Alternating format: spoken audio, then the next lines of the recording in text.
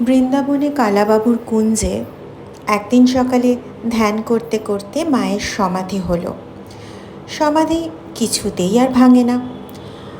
অনেকক্ষণ তাকে নাম শোনালাম, তাতেও সমাধি ভাঙল না।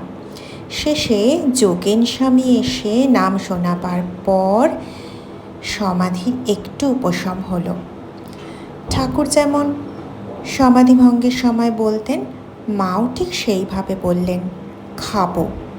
কিছু খাবার, জল আর পান তার সামনে দেওয়া হলো, যেমন ঠিক ঠাকুরের সময় দেওয়া হতো।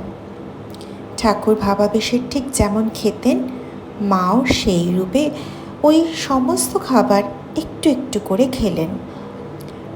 পানটা পর্যন্ত ঠাকুর যেভাবে সরু দিকটা কেটে ফেলে খেতেন, মাও ঠিক সেইভাবে খেলেন।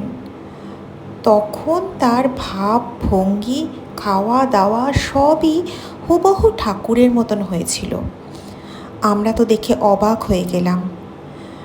ভাব সম্পূর্ণ উপশম হওয়ার পর মা বললেন যে তার উপর ওই সময় ঠাকুরের আবেশ হয়েছিল। যোগেন স্বামী মায়ের ওইরূপ ভাবাবস্থার কয়েকটি প্রশ্ন করে ঠাকুরকে ঠিক যেরূপ উত্তর দিতেন, ঠিক সেইরূপ উত্তর পেলেন।